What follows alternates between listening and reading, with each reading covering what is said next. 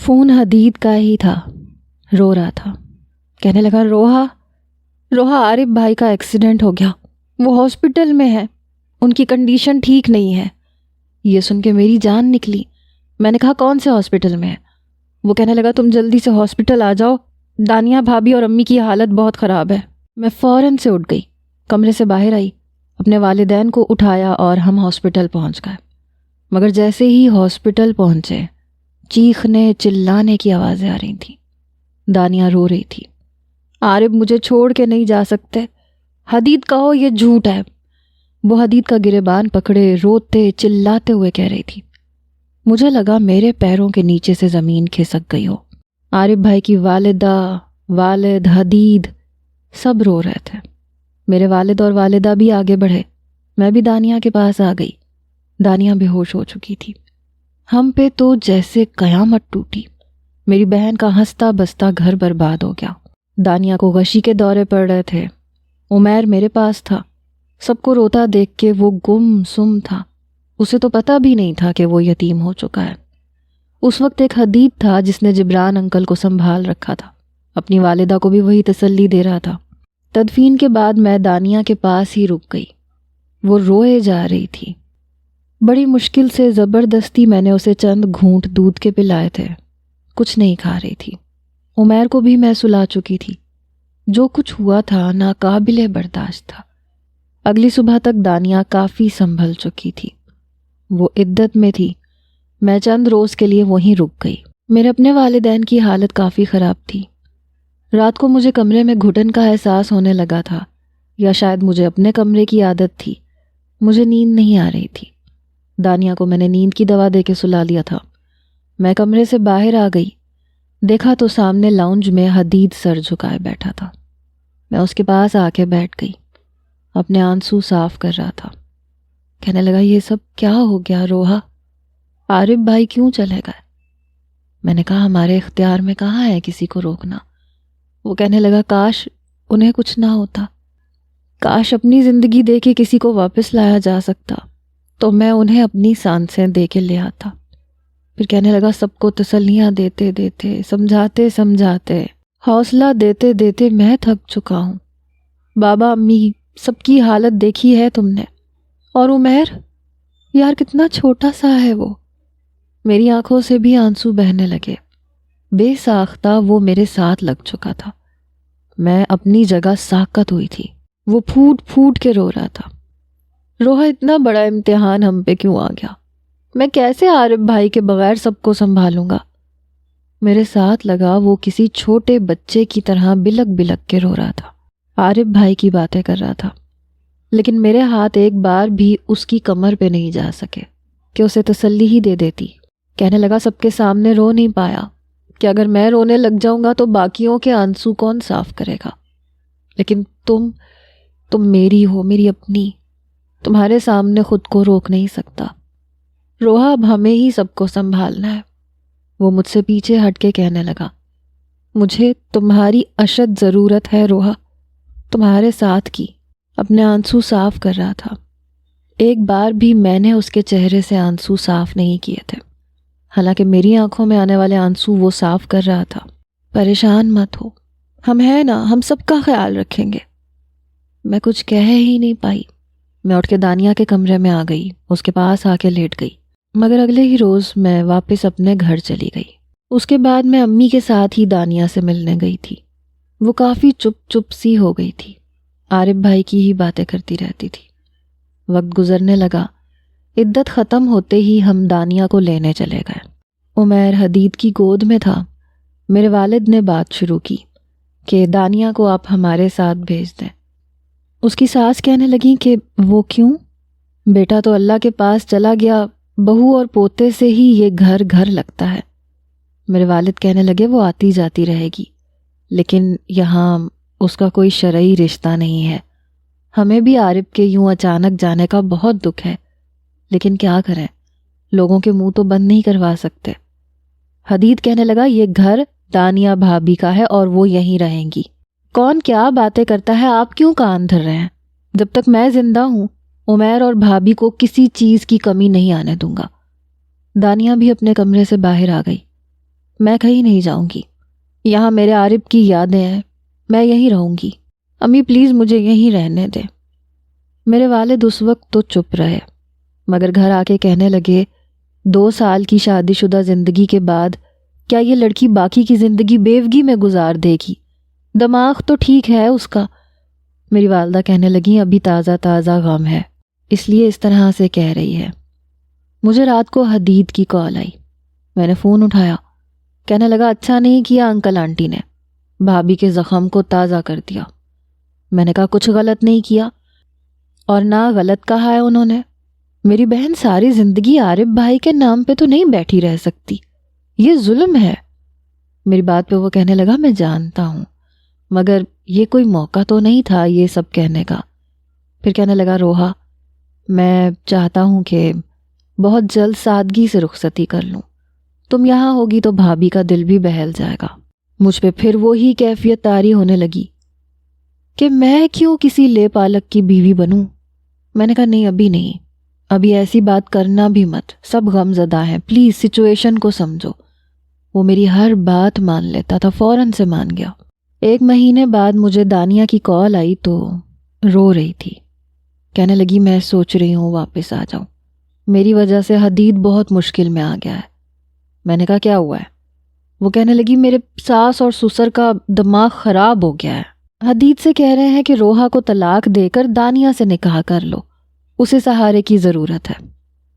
میں نے کہا تو وہ کیا کہتا ہے؟ میں بالکل بے تاثر تھی، دل میں کہیں کوئی ہلچل نہیں ہوئی۔ دانیہ کہنے لگی اس نے کیا کہنا ہے، ظاہر ہے وہ تم سے محبت کرتا ہے، وہ کہتا ہے آپ لوگ کس قسم کی باتیں کر رہے ہیں۔ میری ساس کہتی ہیں میں اپنے پوتے کے بغیر نہیں رہ سکتی، اور آج نہیں تو کل دانیہ کی شادی اس کے گھر والے کہیں اور کر دیں گے، تو بہتر ہے کہ تم کر لو۔ روحا کا کیا ہے، اس کی شادی کسی اور سے ہو جائے گی، لیکن ظاہر سی بات ہے وہ کیوں مانے گا، اور میں بھی ایسا نہیں چاہتی، اس لیے سوچ رہی ہوں کہ واپس آ جاؤں۔ میں نے کہا ٹھیک ہے تم واپس آ جاؤ۔ فون بند ہو چکا تھا، شاید اس نے بابا سے بھی یہی بات کی تھی۔ بابا اسے واپس لے کر آ گئے، لیکن عمیر حدید کے ساتھ بہت اٹیچ تھا۔ شام ہوتے ہی دروازے کی طرف دیکھنے لگتا تھا، تاتو تاتو کہنے لگتا تھا۔ چند روز بعد مجھے حدید کا فون آیا، کہنے لگا میں گھر سے باہر ہوں، پلیز روحا باہر آؤ۔ میں نے کہا حدید میں کیسے آ سکتی ہوں، رات کے 12 بج رہے ہیں۔ کہنے لگا باہر آؤ، میں کچھ نہیں جانتا، اس وقت میرا دماغ بہت زیادہ خراب ہے، میں پاگل ہو رہا ہوں، مجھے تمہاری ضرورت ہے۔ پتہ نہیں کیوں میں باہر نہیں جانا چاہتی تھی۔ میں نے کہا تم فون پہ بتا دو کیا کام ہے۔ کہنے لگا تم باہر آ رہی ہو یا میں اندر آ جاؤں، جلدی باہر آؤ میرا فون بند کر کے۔ دانیہ میرے کمرے میں ہی سو رہی تھی۔ میں باہر آ گئی، آہستہ سے باہر کا دروازہ کھولا، وہ اپنی گاڑی کے ساتھ باہر کھڑا تھا۔ جیسے ہی مجھے باہر آتے دیکھا، میری کلائی پکڑ کے مجھے گاڑی میں بٹھا دیا۔ رات کے 12 بجے وہ مجھے ساحل سمندر لے گیا۔ ہر طرف سناٹا مچا ہوا تھا، کوئی نہیں تھا۔ جہاں وہ مجھے لے کر گیا تھا وہاں ہم دونوں کے علاوہ کوئی بھی نہیں تھا۔ ہم دونوں ہی باہر نکل آئے۔ کہنے لگا بابا اور امی کو پتہ نہیں کیا ہو گیا ہے، عجیب عجیب سی باتیں کر رہے ہیں۔ میں سمجھ گئی تھی کہ اس کے گھر والے اسے پریشرائز کر رہے ہیں کہ وہ دانیہ سے نکاح کر لے۔ میں نے کہا کیا کہہ رہے ہیں؟ کہنے لگا دانیہ بھابھی نے کچھ نہیں بتایا۔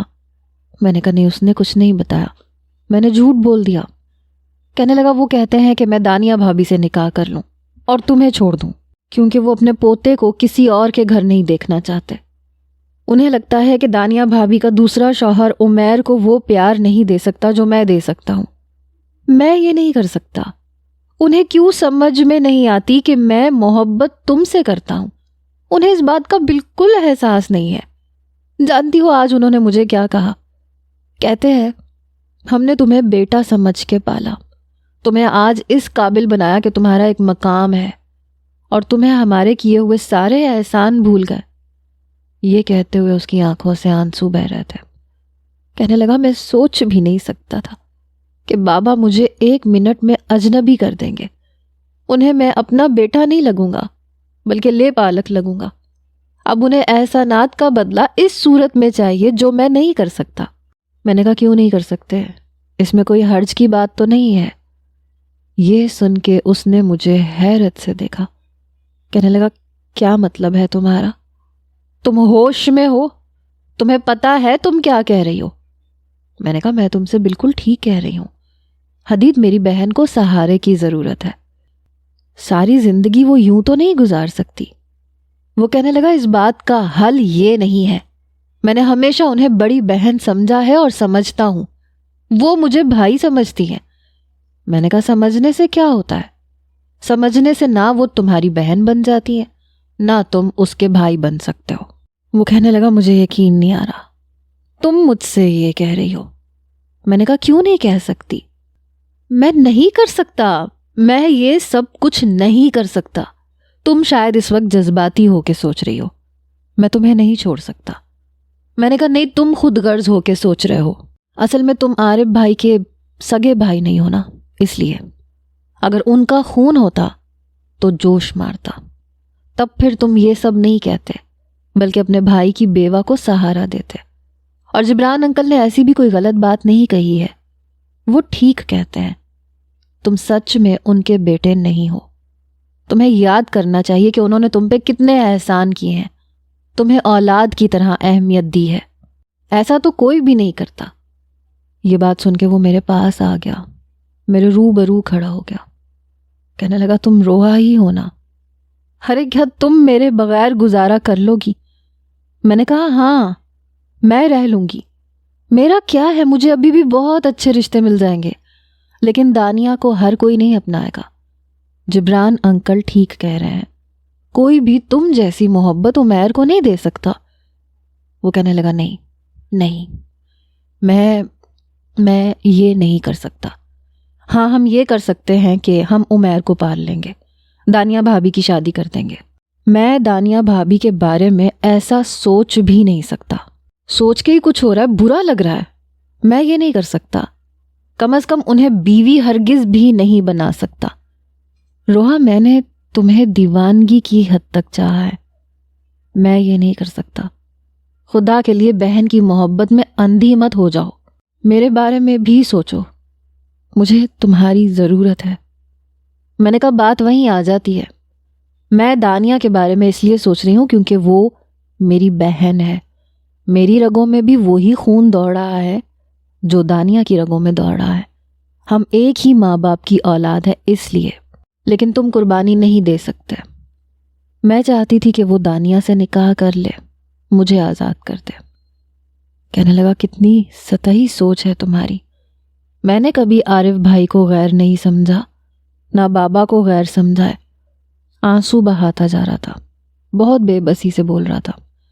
کہنے لگا میں اپنی ساری عمر انہیں دے سکتا ہوں، دانیہ بھابھی کو دل نہیں دے سکتا۔ میں کسی کے ساتھ ناانصافی نہیں کرنا چاہتا، پہلے ان کے ساتھ بہت برا ہوا ہے، میں انہیں یہ خوشی نہیں دے سکتا۔ جو شخص انہیں دل سے قبول کرے گا وہی ان کے اس غم کا مداوا بن سکتا ہے۔ میں نے کہا میں تم سے شادی نہیں کر سکتی، تم دانیہ سے شادی کرو تب بھی اور نہ کرو تب بھی، کیونکہ میں نہیں جانتی تھی کہ تم کون ہو۔ جب تم سے نکاح ہوا تھا تو یہ پتا تھا کہ تم جبران انکل کے بیٹے ہو۔ با خدا اگر مجھے یہ پتا ہوتا کہ تم لے پالک ہو تو میں مر کے بھی تم سے نکاح نہیں کرتی۔ پتہ نہیں کس کی اولاد ہو، کون ہے تمہارے ماں باپ، سچ میں تمہارا کوئی ماں باپ ہے بھی یا تم کسی کی ہوس کی پیداوار ہو، اسی لیے تم اتنے خود غرض ہو۔ تمہیں میری بہن کی تکلیف نظر نہیں آ رہی، ان لوگوں کا بھی احسان نظر نہیں آ رہا جنہوں نے تم پہ احسان کیا ہے، تمہیں کچرے کے ڈھیر سے اٹھا کے اپنے محل کا چشم و چراغ بنایا ہے۔ لوگ ٹھیک کہتے ہیں، خون کا اثر ہوتا ہے اور وہ اب نظر بھی آ رہا ہے۔ تمہارے اندر بھی خود غرضی بھری ہوئی ہے ورنہ انکار نہیں کرتے۔ وہ مجھے یوں دیکھ رہا تھا جیسے بے یقین ہو۔ کہنے لگا بس شاید یہی غلطی ہو گئی تھی مجھ سے، میں اپنی اصل اوقات بھول گیا تھا۔ اچھا کیا روحا، تم نے مجھے میری اصل اوقات یاد دلا دی، بہت شکریہ۔ یہ کہہ کے گاڑی کی طرف بڑھ گیا، میں بھی فرنٹ ڈور کھول کے بیٹھ گئی۔ واپسی کا سفر بڑی خاموشی سے طے ہوا، بار بار وہ اپنے ہاتھ کی پشت سے بڑی بے دردی سے اپنے آنسو صاف کر رہا تھا۔ ایک بار بھی اس نے مجھے نہیں دیکھا، میں نے اسے ضرور دیکھا تھا۔ میں چاہتی تھی وہ دل برداشتہ ہو کر دانیہ سے نکاح کر لے اور مجھے چھوڑ دے۔ اس نے مجھے گھر کے دروازے تک اتار دیا اور میں اندر چلی گئی۔ تب تک وہ گاڑی آگے لے گیا۔ میں اپنے کمرے میں آ کے لیٹ کے سو گئی۔ آج اپنا دل بڑا مطمئن لگ رہا تھا۔ دل میں آنے والے سارے خدشے میں نے حدید پہ اتار دیے تھے۔ جو زہر میرے اندر بھرا ہوا تھا سارے کا سارا میں نے حدید پہ انڈیل دیا تھا۔ میں چاہتی تھی میرا نام بھی بنا رہے اور سب کچھ ٹھیک ہو جائے۔ بڑے آرام سے میں سوئی تھی۔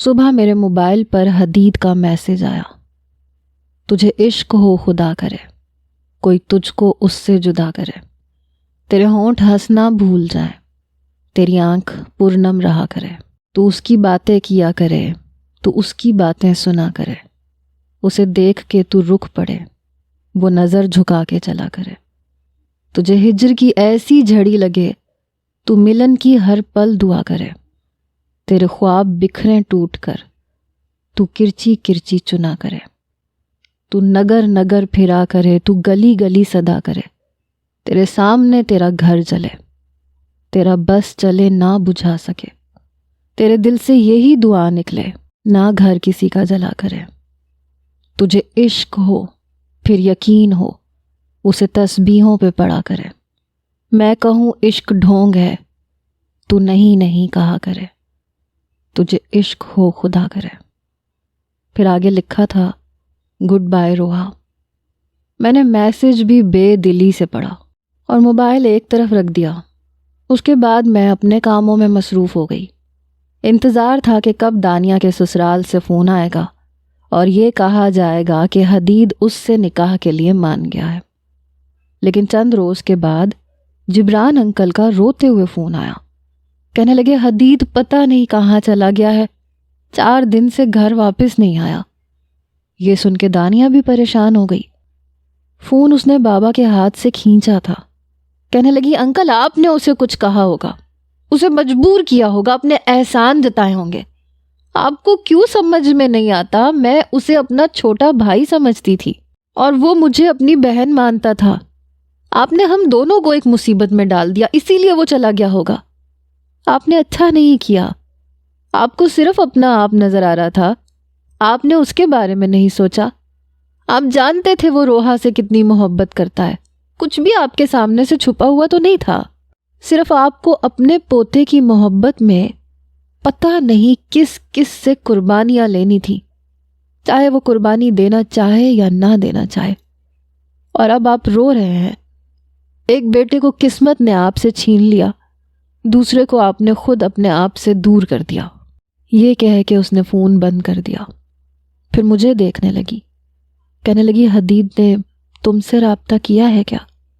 میں نے کہا نہیں، مجھے تو کچھ بھی نہیں پتا، کیا ہوا ہے؟ پھر وہ مجھے ساری بات بتانے لگی جو کہ میں پہلے سے جانتی تھی۔ کہنے لگی تم فون کرو، وہ تمہارا فون ضرور اٹھائے گا۔ میں نے فون کیا لیکن فون بند تھا، لگتا تھا جیسے اس نے سم نکال کے پھینک دی ہے۔ مجھے تب بھی امید تھی کہ چند روز بعد اور کسی سے رابطہ کرے یا نہ کرے، مجھ سے ضرور کرے گا۔ ایسا ہو ہی نہیں سکتا تھا کہ وہ مجھ سے رابطہ نہ کرے، مجھ سے بات کیے بغیر تو رہ ہی نہیں سکتا تھا۔ بہرحال مہینہ گزر گیا، 2 مہینے گزر گئے۔ میرے والدین پریشان تھے کہ کہاں چلا گیا ہے۔ اپنے ماں باپ سے رابطہ نہیں کرنا تھا تو نہ کرتا، لیکن ہم سے تو کرتا۔ بار بار دانیہ مجھ سے پوچھتی تھی، کہتی تھی کیا حدید کا کوئی فون آیا؟ میں نے کہا نہیں۔ میں نے اپنی والدہ سے ایک دن کہا کہ جب تک حدید کا پتہ نہیں چل جاتا میں کوئی جاب کر لیتی ہوں، کب تک میں فارغ گھر میں بیٹھی رہوں؟ میری والدہ نے کچھ نہیں کہا کیونکہ آج کل انہیں دانیہ کی زیادہ فکر تھی۔ مجھے ایک بہت اچھی کمپنی میں جاب مل گئی اور میں نے اس کے بارے میں سوچا تک نہیں تھا کہ پچھلے 2 مہینے سے اس نے ایک بار بھی مجھے فون نہیں کیا۔ کیوں نہیں کیا؟ میں اپنے آفس کے کام میں مصروف ہو گئی۔ ایک بار دانیہ مجھ سے کہنے لگی، کیا تمہاری اس سے کوئی بات ہوئی تھی؟ کیا حدید سے کچھ سنی انسنی ہو گئی تھی؟ ایسا تو نہیں ہے کہ وہ تم سے رابطہ نہ کرے؟ میں نے اپنا فون اسے پکڑا دیا۔ میں نے کہا لو دیکھ لو، اس کی تو کوئی کال نہیں ہے۔ میں جھوٹ تھوڑی بول رہی ہوں تم سے۔ کہنے لگی اس کی کوئی کال نہیں آئی اور تمہیں کوئی بے چینی ہی نہیں ہے۔ میں نے کہا ہاں تو کیا کروں میں، اس کی خاطر روگ لگا لوں، رونے بیٹھ جاؤں؟ میں ایسی لڑکی نہیں ہوں، میں پریکٹیکل قسم کی لڑکی ہوں۔ آنا ہوگا آ جائے گا، نہیں آنا ہوگا تو میں اس کی خاطر بیٹھی تھوڑی رہوں گی، عدالت کے ذریعے خلا لے لوں گی، کسی اور سے شادی کر لوں گی۔ میری باتیں شاید اسے حیران کر رہی تھیں۔ کہنے لگی روحا یہ کیا کہہ رہی ہو تم؟ کیا تمہیں حدید سے محبت نہیں تھی؟ میں نے کہا پتہ نہیں، لیکن میں چاہتی تھی کہ وہ تم سے شادی کر لے۔ تمہیں سہارے کی ضرورت ہے، اسے دینا چاہیے تھا۔ وہ کہنے لگی کیوں؟ کیا ساری دنیا میں سہارا دینے کے لیے صرف حدید ہی رہ گیا تھا؟ میں نے کہا تو وہ کیوں نہیں؟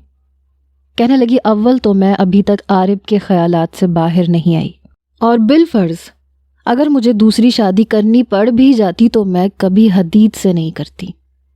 میں نے کہا ہاں میں جانتی ہوں کیوں نہیں کرتی۔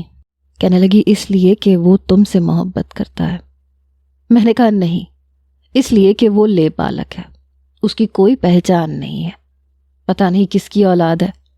ہر لڑکی یہی سوچتی ہے کہ ایسے شخص سے شادی کیوں کروں جس کا کوئی خاندان کا نام و نشان کا پتہ ہی نہ ہو، جس کے جائز ناجائز ہونے کی بھی کوئی خبر نہ ہو۔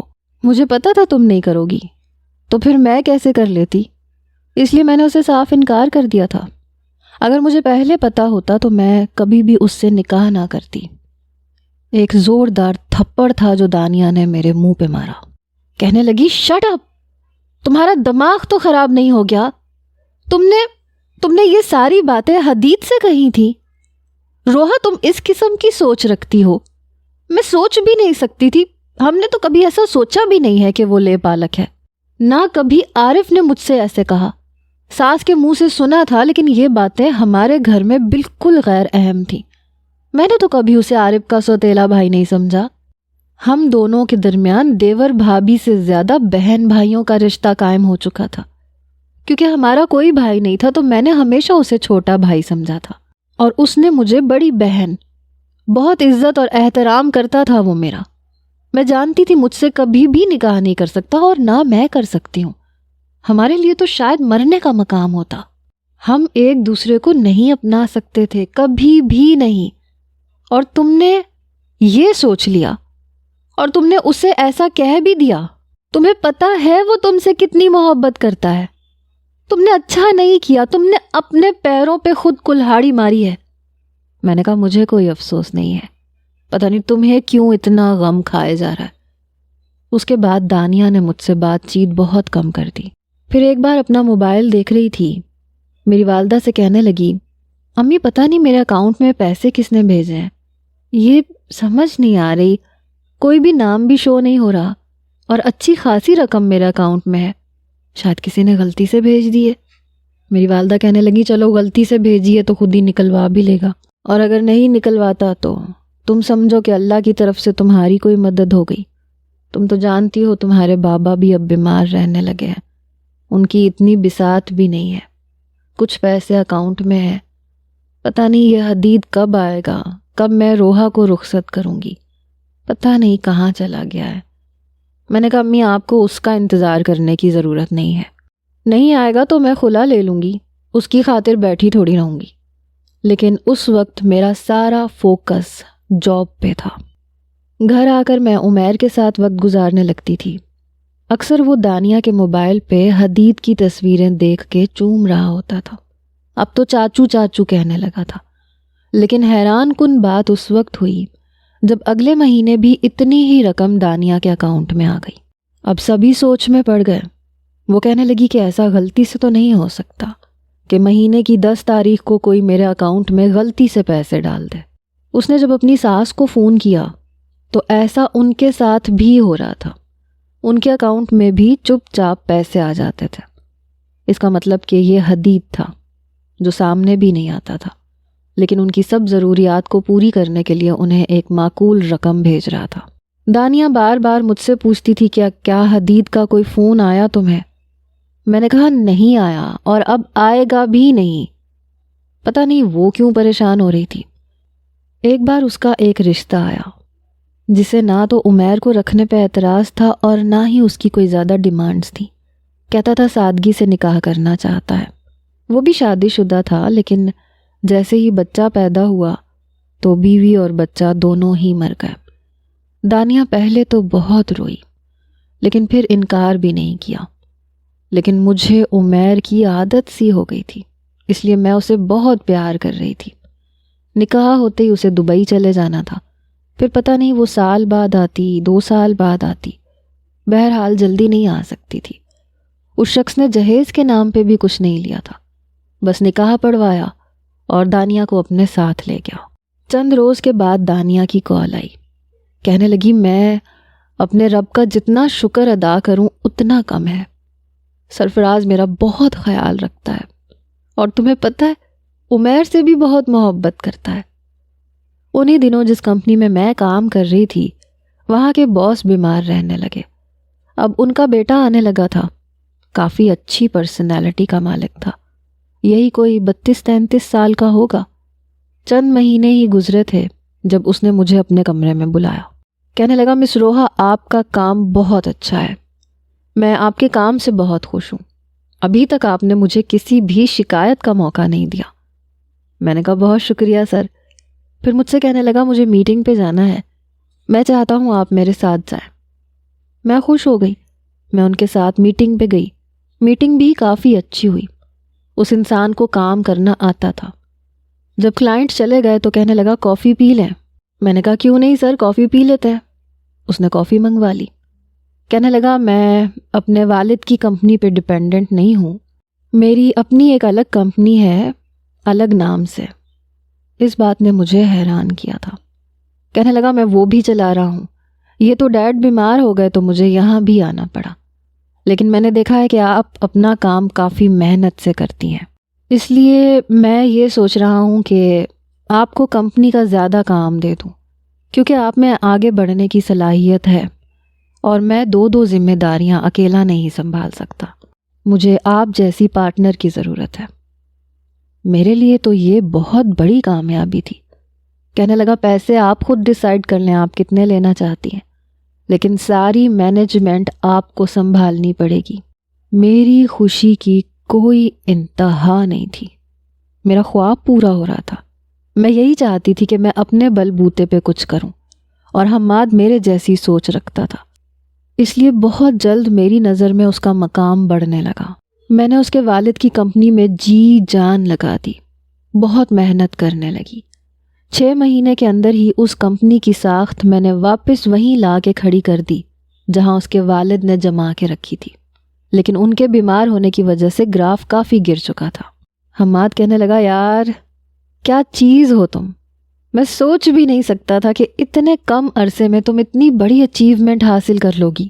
جانتی ہو اس وقت یہ کمپنی میری کمپنی سے زیادہ اچھی چل رہی ہے.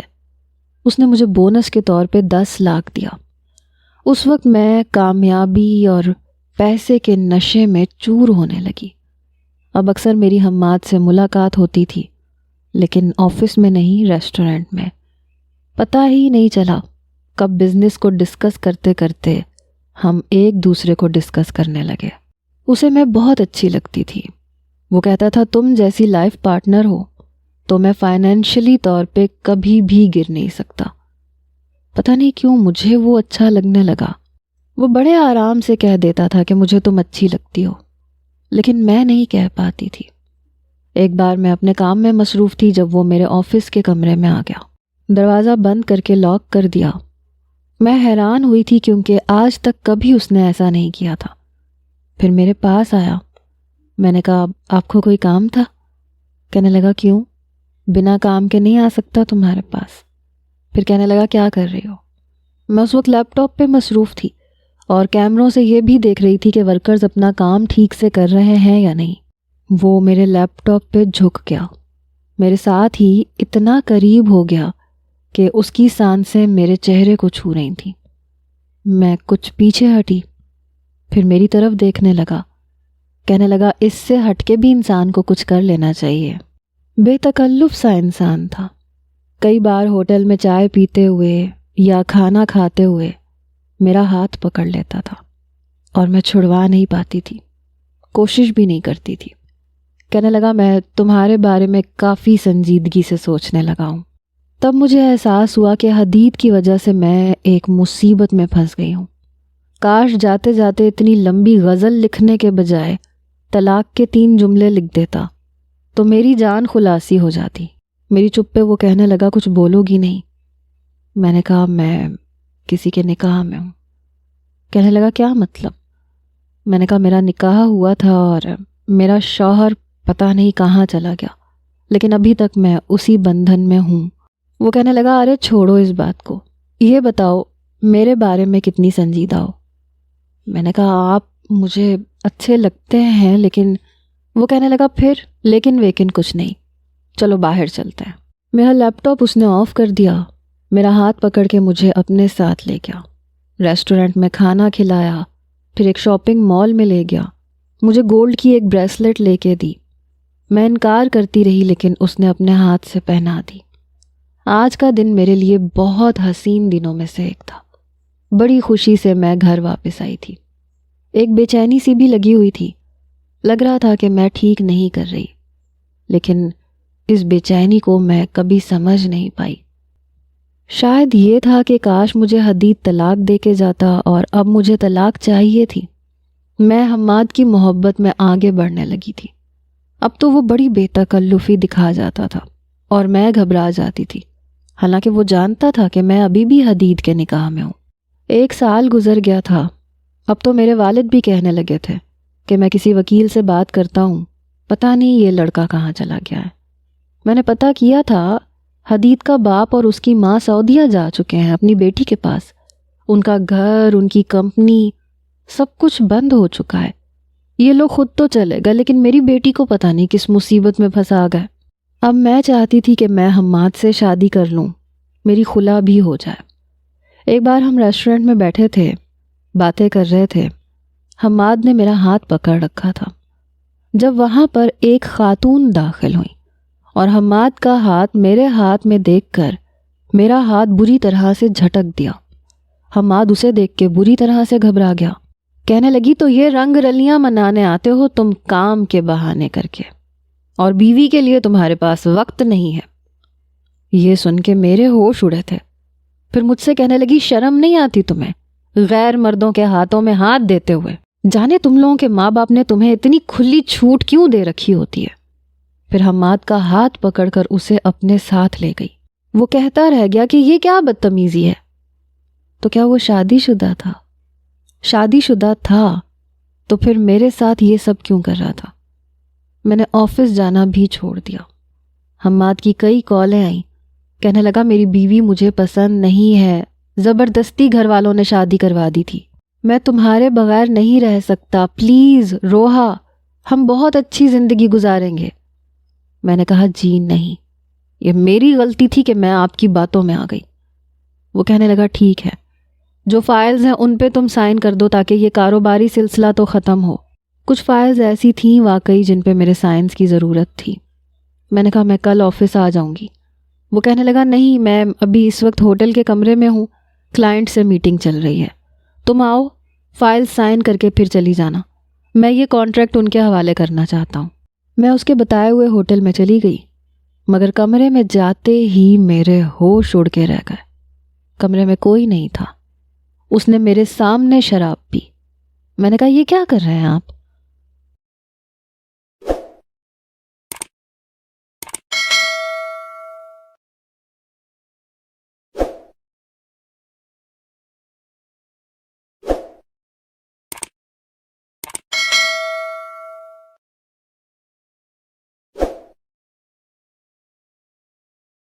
وہ کہنے لگا جب سے تمہیں دیکھا ہے تمہارا نشہ چڑھ گیا ہے. اب نشہ بھی تو اتارنا ہے نا. سونے کے اتنے گفٹس تمہیں یوں ہی تو نہیں دیے تھے کہ تم دامن بچا کے چلی جاؤ. اس نے میرا ہاتھ پکڑ کے کہا تھا. پھر میرا ہاتھ پکڑ کر اس نے مجھے اپنے قریب کرنا چاہا. میں نے اس کے منہ پہ ایک زوردار تھپڑ مارا. میں نے کہا خبردار جو مجھے چھونے کی کوشش کی، چھوڑو مجھے، میں تمہارے تحائف تمہارے منہ پہ مار دوں گی. مگر اس کی آنکھیں غصے سے سرخ ہو گئیں. کہنے لگا کمینی، تمہاری اتنی ہمت کہ میرے منہ پہ تھپڑ مارو. اب بتاتا ہوں میں کہ اپنے منہ پہ تھپڑ مارنے والے کا میں کیا حال کرتا ہوں. میں اپنا بچاؤ کرتی رہی لیکن وہ مجھے برباد کر چکا تھا۔ مجھے اسی کمرے میں روتا تڑپتا چھوڑ کے وہ چلا گیا۔ میرے منہ پہ پیسے مار کے گیا تھا کہ تم جیسی مڈل کلاس لڑکیوں کی یہ اوقات ہوتی ہے، اپنا منہ بند رکھو گی تو تمہاری عزت ہے، ورنہ میرا تم کچھ نہیں بگاڑ سکتی۔ میں برباد ہو کے واپس اپنے گھر آ چکی تھی۔ میں نے بہت کوشش کی تھی کہ خود کو بچا سکوں، مگر میں نے کسی سے کچھ بھی نہیں کہا، کمرہ بند کر کے روتی رہتی تھی۔ پہلی بار حدید کی شدت سے یاد آئی تھی۔ تھپڑ تو میں نے اس کے منہ پہ بھی مارا تھا، لیکن اس نے ایسا کچھ نہیں کیا تھا۔ مجھے میرے گھر لا کر میرے گھر والوں کے سامنے مجھ سے مانگا تھا۔ مجھے دانیہ کی باتیں یاد آنے لگی کہ وہ تم سے بہت محبت کرتا ہے۔ پھر اپنے جملے یاد آنے لگے۔ کتنی آسانی سے میں نے کہہ دیا کہ وہ ناجائز ہے، تو کیا میں جائز تھی؟ ہو سکتا ہے وہ جائز اولاد ہو، ماں باپ کی کوئی مجبوری ہو تو وہ اسے جھولے میں ڈال کے چلے گئے ہوں۔ کبھی کبھی زیادہ بچے ہونے کی صورت میں بھی لوگ ایسا کر جاتے ہیں۔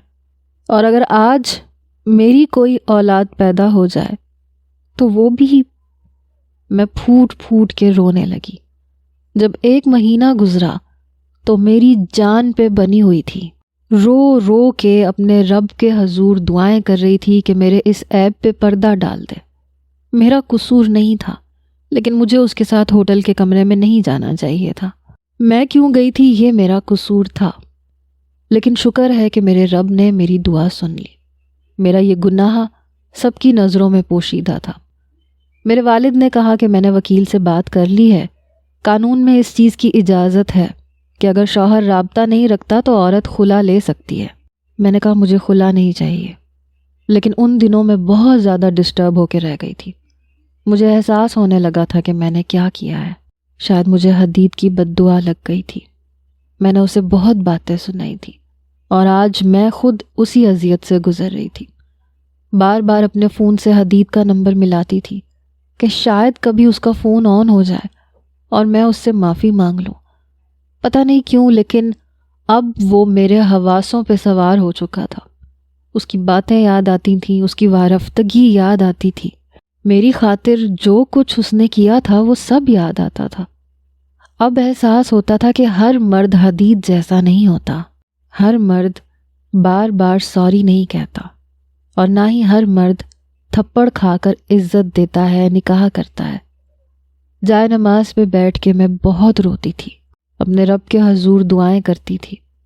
کبھی کبھی حماد کے ساتھ گزری رات یاد آتی تو لگتا تھا دوبارہ سے اسی اذیت سے گزر رہی ہوں۔ مجھے اپنے آپ سے گھن آتی تھی، نفرت محسوس ہوتی تھی، اپنا آپ غلیظ محسوس ہوتا تھا۔ کئی بار اپنے آپ کو شاور کے نیچے کھڑا کر کے غلاظت کو خود پہ سے اتارنے کی کوشش کرتی تھی۔ میں ایک ذہنی اذیت سے دوچار ہو چکی تھی۔ ایک بار دانیہ کی کال آئی، کہنے لگی میں پاکستان آ رہی ہوں۔ میں نے کہا اچھا، یہ تو بہت اچھی بات ہے۔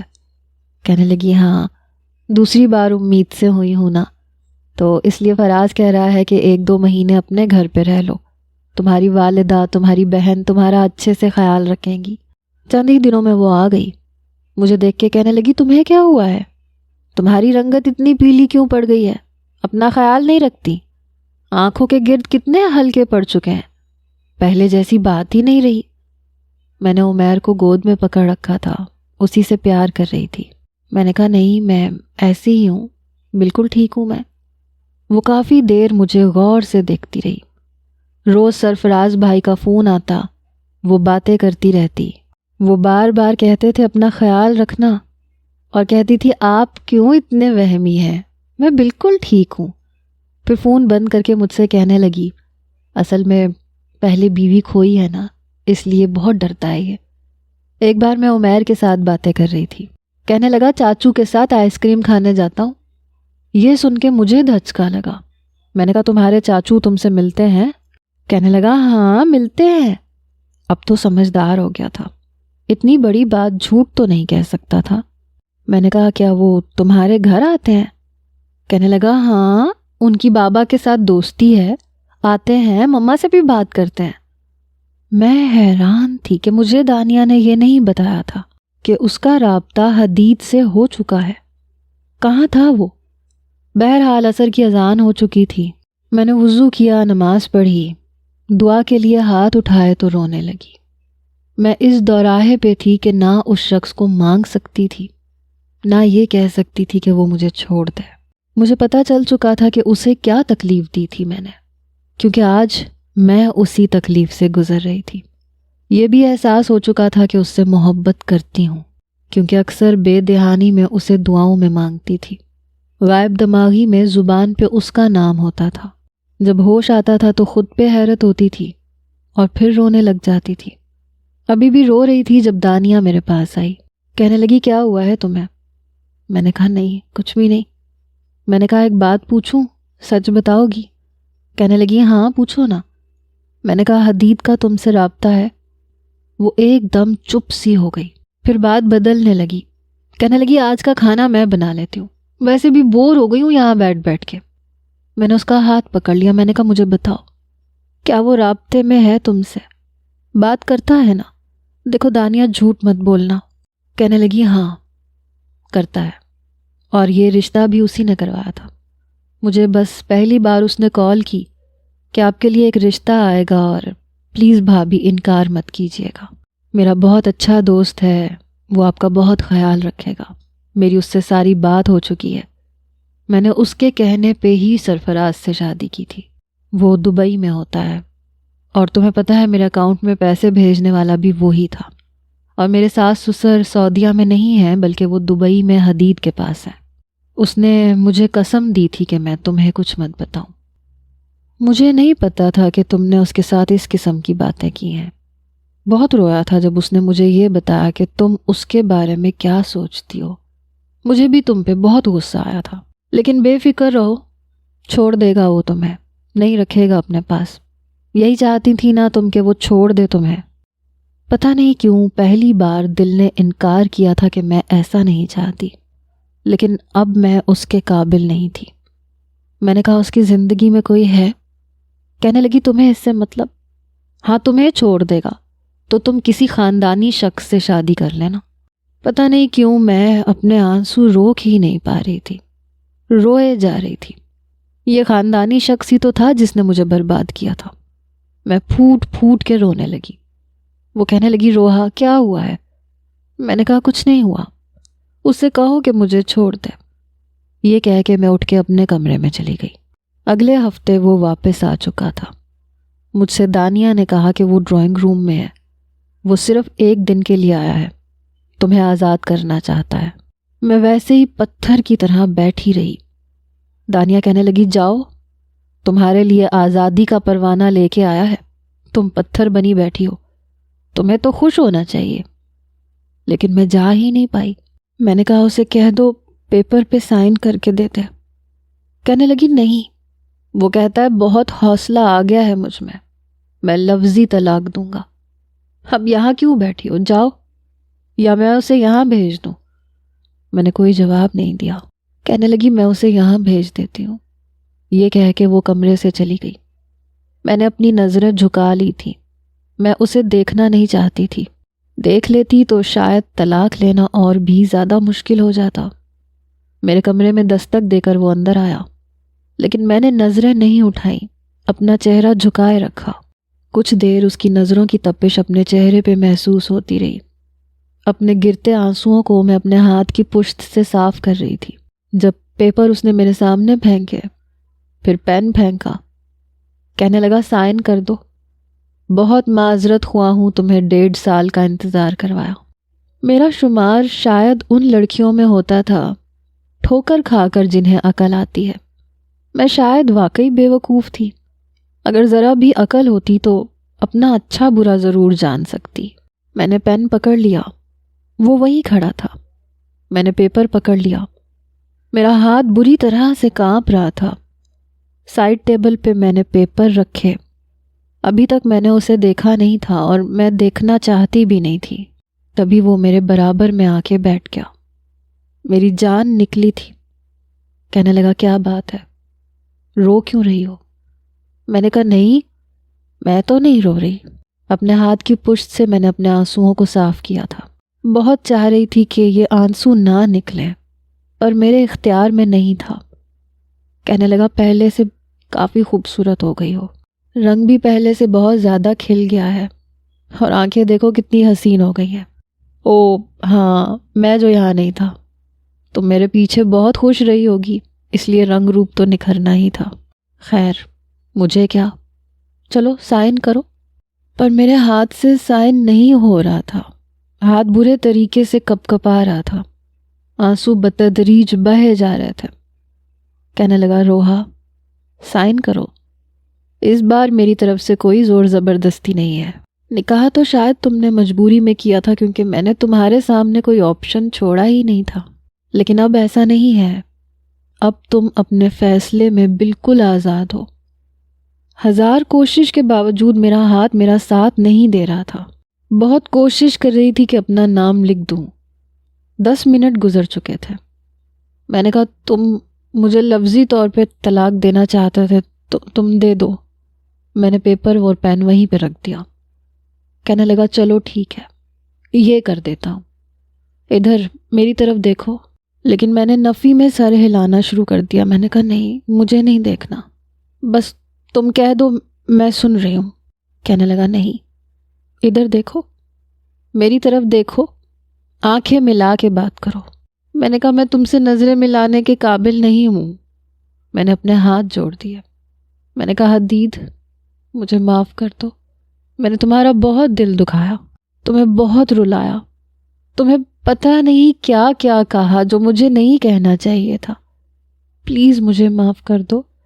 میں یہ نہیں کہتی کہ اس معافی کے بدلے میں تم مجھے اپنا کے اپنا ظرف دکھاؤ، نہیں، میں تم سے طلاق چاہتی ہوں، لیکن معافی بھی چاہتی ہوں۔ تم ایک بہت اچھی لڑکی سے شادی کر لینا، کیونکہ تم ایک بہت اچھے انسان ہو۔ مجھ جیسی خود غرض لڑکی تم جیسے نایاب انسان کو ڈیزرو نہیں کرتی۔ میں تمہارے قابل نہیں ہوں، میں بہت بری ہوں، اسی لیے میرے ساتھ یہ سب ہوا۔ تمہیں ناجائز ہونے کا طعنہ دیا تھا، اس لیے میرے ساتھ۔ میں پھوٹ پھوٹ کے رو رہی تھی۔ وہ ایک دم سے بے چین ہوا۔ کیا مطلب، کیا ہوا ہے روحا، مجھے بتاؤ۔ میں نے کہا اس نے مجھے برباد کر دیا، وہ تمہارے جیسا نہیں تھا کہ تھپڑ کا بدلہ عزت سے دیتا۔ میں نے روتے ہوئے اسے سب کچھ بتا دیا۔ میں تمہارے قابل نہیں ہوں، تم مجھے طلاق دے دو، کسی ایسی لڑکی سے شادی کر لو جو بہت اچھی ہو، مجھ جیسی لڑکیوں کی یہی سزا ہونی چاہیے۔ وہ اٹھ کے جا چکا تھا۔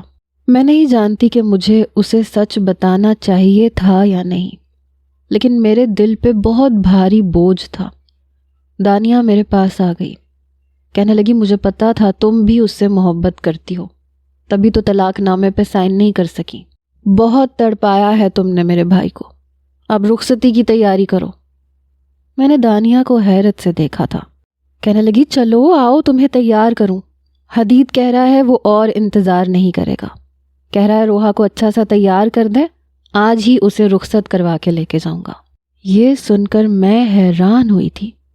میں نے کہا یہ کہا ہے حدید نے؟ وہ کہنے لگی اور کیا، میں اس شخص کو کبھی بھی سمجھ ہی نہیں سکتی تھی۔ دانیہ نے مجھے ایک فینسی جوڑا نکال کے دیا۔ میں نے کہا مجھے حدید سے بات کرنی ہے، وہ کیسے مجھ جیسی لڑکی کے ساتھ رہ سکتا ہے؟ میں بہت بے یقین تھی۔ دانیہ کہنے لگی اب جو لڑائی کرنی ہے اس کے پاس جا کے کرنا، فٹافٹ سے یہ کپڑے پہنو۔ میں کپڑے چینج کر کے آ گئی۔ اس نے میرا ہلکا پھلکا میک اپ بھی کر دیا، مجھے باہر لے گئی۔ وہ لاؤنج میں میرے والدین کے پاس ہی بیٹھا تھا، مجھے دیکھ کے ذرا سا مسکرایا، پھر میرے والد کے گلے لگا۔ اجازت ہے انکل؟ میرے والد کہنے لگے تمہاری امانت ہے بیٹا۔ وہ میرا ہاتھ پکڑ کے مجھے باہر لے آیا، گاڑی میں بیٹھنے میں بھی میری مدد کی، بڑی خاموشی سے گاڑی چلا رہا تھا۔ تم نے مجھے طلاق کیوں نہیں دی؟ کہنے لگا مجھے مزید اس موضوع پہ بات نہیں کرنی، سمجھو کہ تم نے مجھ سے کچھ کہا نہیں، میں نے کچھ سنا نہیں، میرے لیے ابھی بھی تم وہی روحا ہو۔ میں نے کہا میں اتنا اچھا ڈیزرو نہیں کرتی کہ تم مجھے عزت دو، مجھے اپناؤ۔ وہ کہنے لگا مجھے کچھ نہیں سننا، اور اگر ایک لفظ تم نے اور کہا تو گاڑی سامنے دیوار پہ دے ماروں گا، خود بھی مر جاؤں گا، تمہیں بھی مار ڈالوں گا۔ میں چپ ہو گئی۔ گاڑی اس کے بنگلے کے باہر کھڑی ہوئی۔ چوکیدار نے دروازہ کھولا. گاڑی سے اسی نے مجھے ہاتھ پکڑ کے نیچے اتارا، اپنے کمرے میں لے کے گیا. کہنے لگا کہ کچھ دن تک ہم لوگ دبئی جائیں گے. یہ کہتے ہوئے وہ دروازہ بند کر چکا تھا. میں ابھی تک وہیں کھڑی اسے دیکھ رہی تھی. پھر میرے پاس آ گیا، مجھے بازو سے پکڑ کے اپنے ساتھ بٹھا لیا. بہت بری ہو تم، بہت رلایا تم نے مجھے. میں اس کے ساتھ لگ کے رونے لگی. تمہیں چھوڑنے کے لیے نہیں آیا تھا پاگل لڑکی، تمہیں چھوڑ ہی نہیں سکتا، اور تمہارا کوئی قصور نہیں تھا. جو ہوا بھول جاؤ. اتنا کم ظرف نہیں ہوں کہ تمہیں اس بات کی سزا دوں جس میں تمہارا قصور نہیں ہے. وہ واقعی بہت اعلیٰ ظرف تھا، ورنہ ہر مرد ایسا نہیں ہوتا.